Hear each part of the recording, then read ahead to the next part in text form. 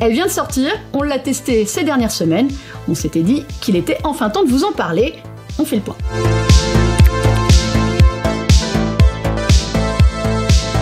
Elle vient d'arriver, l'Apple Watch Series 7 apporte son lot de nouveautés normalement comme chaque année. Eh bien cette année, c'est pas la grosse révolution. Le principal intérêt de ce nouveau modèle, eh bien c'est d'arriver dans deux nouvelles tailles, avec un boîtier de 41 mm et un autre de 45 mm.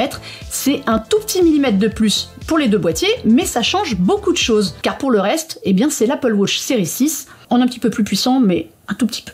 On a dit deux tailles plus grandes d'écran, ça change beaucoup de choses. Déjà, votre affichage sera jusqu'à 50% plus grand.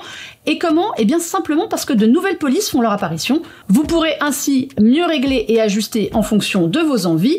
L'écran Always On est là et il est même 70% plus lumineux en intérieur. Cela vous permettra de moins agiter le poignet pour activer l'écran et voir l'heure qu'il est. Et puis, autre nouveauté avancée par Apple, la résistance au choc. À en croire les vidéos, on n'a pas vraiment testé, faut l'avouer. Vous pouvez cogner plus facilement votre montre, faire du VTT avec et vous gameler. Elle résistera bien mieux, pas d'écran cassé en vue. Normalement. Écran plus grand, écran plus lumineux en intérieur, écran plus résistant et aussi étanchéité renforcée. Vous pouviez déjà immerger la montre jusqu'à 50 mètres sous l'eau, mais pas non plus dans des conditions trop extrêmes. Elle affiche cette fois une résistance à la poussière renforcée. Désormais, c'est IP6X. C'est la seule Apple Watch de la gamme à avoir ça. L'autonomie n'est toujours pas le point fort de l'Apple Watch, on va pas se mentir sur ce sujet-là. Vous pourrez quasiment tenir 2 jours sans forcer l'usage, mais la nouveauté cette année, eh bien, c'est la charge rapide ajoutée au modèle Series 7. Vous pouvez désormais récupérer 80% d'autonomie en 45 minutes, ou, plus intéressant si vous voulez faire votre suivi du sommeil, 8 heures en 8 minutes. L'Apple Watch Series 7 reste au même prix que la Series 6 l'année dernière, donc elle démarre à 429 € pour un modèle juste GPS en aluminium. C'est bien, c'est le même prix que l'an dernier, mais ce n'est pas non plus un prix affolant pour une montre qui ne révolutionne pas le genre. Donc, si vous êtes prêt à faire quelques concessions ou si vous n'avez pas besoin du full package, il y a peut-être des bonnes affaires à faire. On va faire le point sur le reste de la gamme.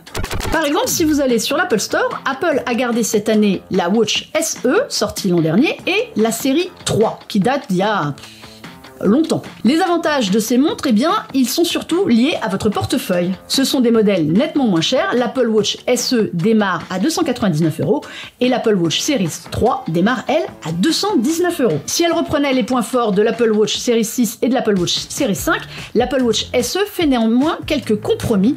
Par exemple, si la santé est importante pour vous, sachez que vous n'aurez ni ECG ni oxymètre, c'est-à-dire pas de possibilité de faire un cardio-fréquence-mètre, ni de faire un suivi de votre taux d'oxygénation dans le sang. Évidemment, pour beaucoup d'entre vous, ce n'est pas essentiel, mais si vous destinez cette montre à un parent plus âgé, par exemple, pour un suivi de santé, eh bien, faites une croix dessus. En revanche, l'Apple Watch SE, pour son positionnement tarifaire, a quelques atouts. Elle a un écran qui est quand même plus large que celui de la Watch Series 3, c'est-à-dire que vous avez le choix entre du 40 ou du 44 mm, contre du 38 ou du 42 mm pour la série 3. Vous avez également la puissance de la série 5, ce qui n'est pas négligeable, c'est quand même 100% plus rapide que la série 3. Elle compte aussi sur des capteurs de nouvelle génération par rapport à la série 3, notamment l'altimètre et le gyroscope. En revanche, pas d'écran Always On sur aucun des deux modèles. Pour avoir l'heure, eh ben, faudra secouer le poignet. Si vraiment vous voulez une Apple Watch et que votre budget est un peu plus serré, l'Apple Watch Series 3, qui est donc toujours au catalogue d'Apple malgré les années, c'est vrai quand même, elle est toujours là, elle fait de la résistance quand même, l'Apple Watch Series 3. Eh bien, pour une bonne raison, elle arbore le design d'antan, c'est-à-dire les premières tailles de boîtier, on vous l'a dit, 38 mm ou 42 mm pour le boîtier le plus grand.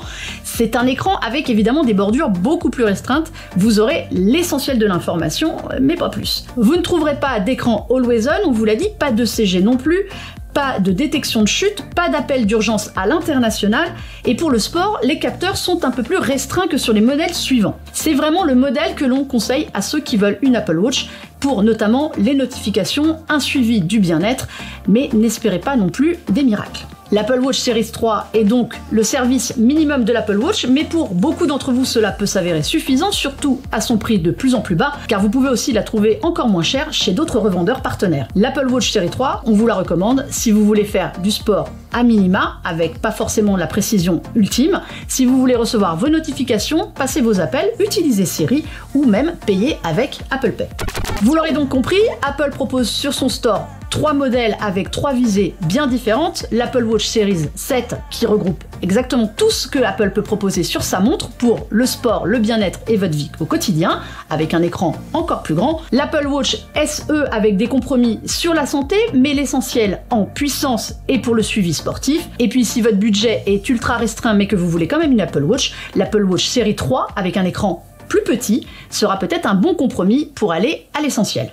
Il y a évidemment une vie en dehors de l'Apple Store et on peut trouver des modèles d'Apple Watch chez d'autres revendeurs partenaires et notamment l'Apple Watch Série 6. Eh bien oui, elle n'a qu'un an d'ancienneté, ce n'est pas non plus trop vieux et on l'a dit, par rapport à l'Apple Watch Série 7, elle a certes un écran plus petit puisqu'on est sur un boîtier de 40 mm ou de 44 mm, mais c'est amplement suffisant pour le reste. Le processeur est quasiment le même que celui de la série 7, elle a exactement les mêmes capteurs santé ECG et oxymètre, l'écran Always On, des capteurs de nouvelle génération pour tout le reste.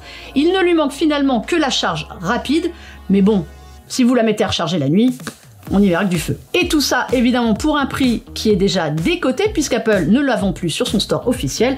Vous pouvez la trouver à au moins 50 € de moins en entrée de gamme, voire mieux en période de promotion. Et puis si vous faites un tour du côté du marché du reconditionné, vous pouvez désormais trouver également des Apple Watch. Les montres connectées d'Apple y sont souvent des séries 4 ou des séries 5. Et bien ce sont de bons investissements, car vous aurez le CG, l'écran Always On pour la série 5, une autonomie quasi identique. C'est peut-être du côté de la puissance qu'il y aura un petit compromis à faire, mais ces modèles restent excellents pour l'essentiel et notamment pour le sport.